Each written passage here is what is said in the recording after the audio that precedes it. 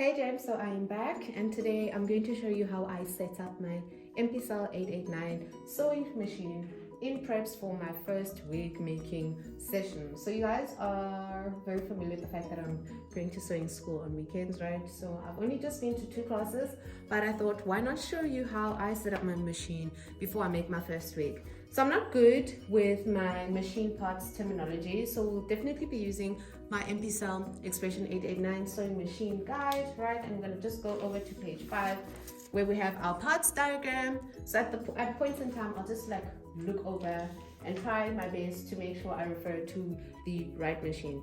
So first things first, before you use a machine, if it's brand new or if it's an old machine that you've had and you haven't used it in a long time, you basically need to oil the machine before you use it. So I'm going to go ahead over there and I'm going to remove the extension table, right? It's like a flip arm, right? Just slide it off, right? You remove that, you place it there, and then you're going to go to your hook cover. This compartment over here is your hook cover. You're going to just slide that down and open it up to expose your hook race ring, right? If you have a look over here, we have these 2 black hooks over here that literally keep your hook race ring structure in there. Before I remove the hooks, I'm just gonna lightly press the bobbin case and remove that compartment over there, right? Very simple to remove. And then the second thing is, now I'm gonna move these hooks, just clip them to the side so I can expose this hook race ring. Oops, and then it came out with another compartment. Don't know what you call this piece, but it's a very important piece. Please be careful. These have already been oiled, right? If you can see, there's some grease over there. But I also bought oil for you guys to see. I got this oil from downtown because Game and Macro didn't have stock of the oil when I went to try purchase it. This was like 20 Rand. I bought it from the material shops in town. Make sure you have oil. So you just lightly put 1 drop of oil over there and then you just replace the compartments. Make sure you replace the compartments as is, right? There we go. This hook race ring has like a semi-flat surface. That is like the top part, right? Just gonna put those back in there once you've dropped your oil. And these hooks almost guide you as to where the hooks should be, right? So you just put that back like that, and you take your bobbin case, right? It's got a hook over there, and there's an indentation. Hope I'm saying it right. You're just gonna press it back. Just gonna press it back in there, right? Then you're gonna close your hook cover, and then now we're gonna move on to attempting to wind our bobbin. So your machine comes with a whole lot of parts, right? And one of the parts that I already removed is the spool pin over here. So I've already clipped it on. I think I have 2 spool pins over there. And then I have my bobbin. Just looking for my plastic bobbin. There we go. So I have 2 bobbins. I have a metal one, right? And then I have the plastic one that comes with the machine. So we're just going to use the plastic one for today. Nothing different. They're the same size, all right? It's just that the one is metal, the one is plastic. Obviously the metal one is stronger. Then I have my thread, right? So I'm going to take my thread and I'm going to put it onto the spool pin, all right? Making sure that I have my thread drawing like backwards, okay? I'm going to run it across the thread guide, just maybe like once, and then it's either you can put it through the hole over there, or you can literally just run it around there, put it onto your bobbin winder spindle, press it in, and then just run your thread a couple of times to secure it. I hope I get this right, okay? I am a beginner. So I'm going to switch my machine on, right? You'll see the light coming up. I hope it doesn't flicker on camera. It is flickering, but yeah, it is on, and I've set everything up. My presser foot is on the floor. As you guys can see, here's the compartment, here's the plug. I'm just gonna press on my presser foot and then just hold that over there. Before I put my my leg on the presser foot, please take your bobbin winder spindle and click it to the right, right? And then I'm just gonna hold that piece. Then I'm gonna press on the presser foot, and then we're just gonna wind our bobbin, right?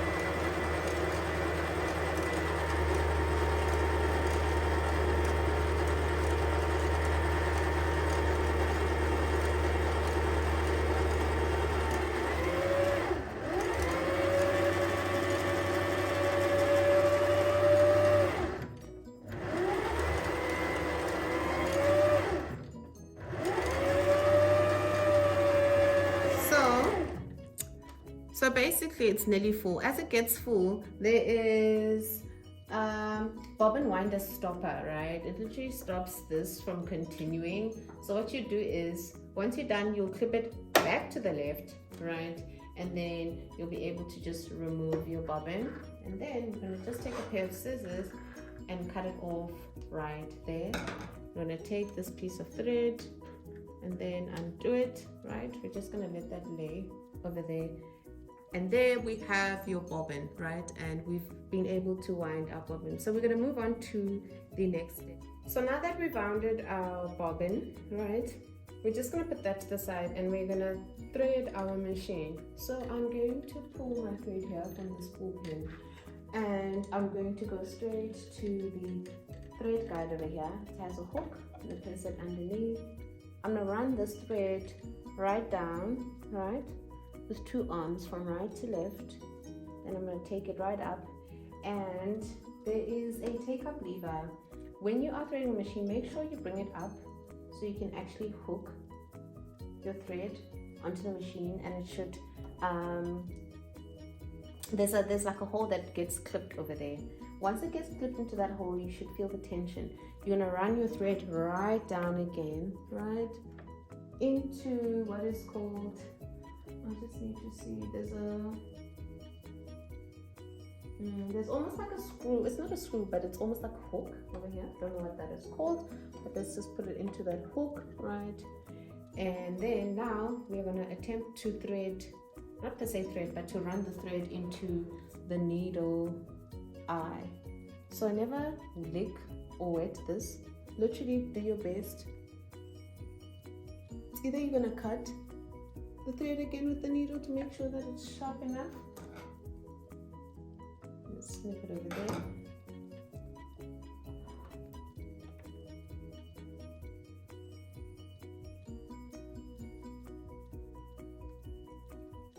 There you go. I'm gonna just catch it on the other side, right?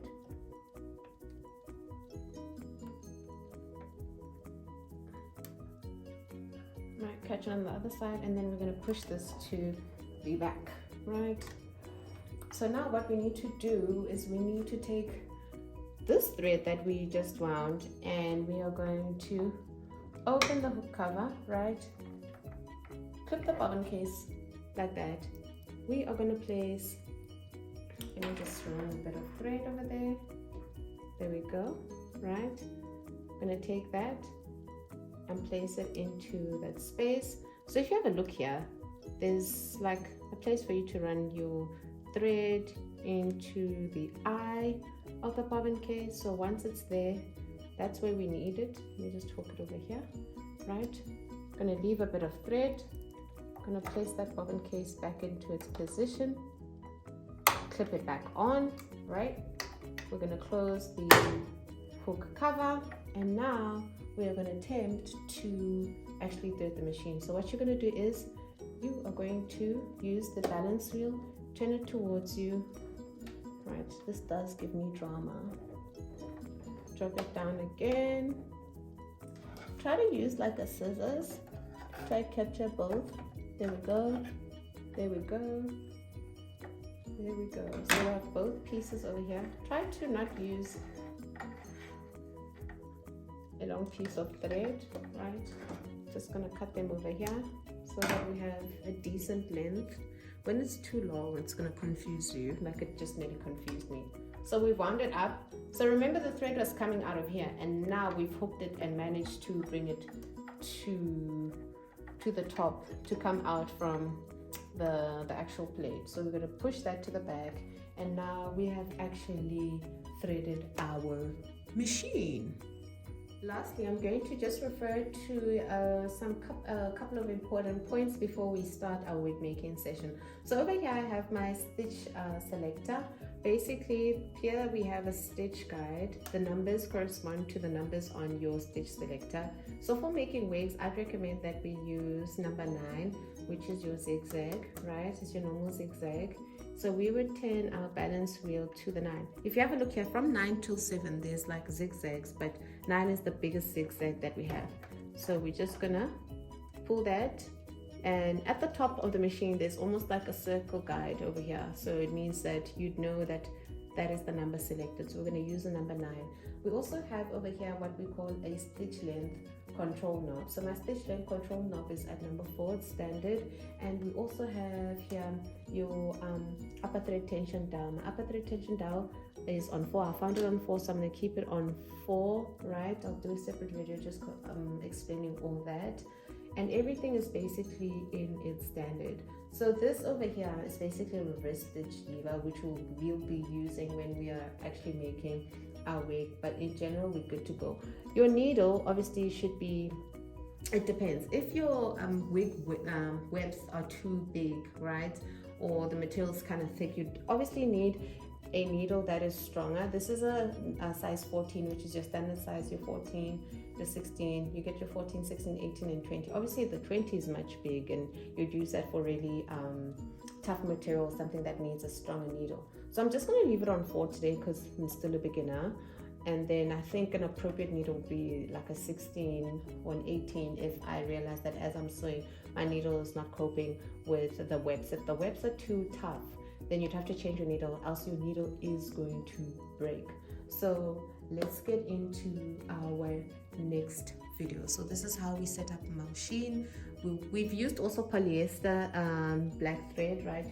Polyester is the favorable. You get different kinds. You get a cotton thread, it's polyester thread. I think there's also nylon. I'm not sure if it's nylon, what it is, but obviously you use the thread that is suitable to you. Thank you for engaging with us on this particular video. Please join us in our next video as we attempt to make our first wig.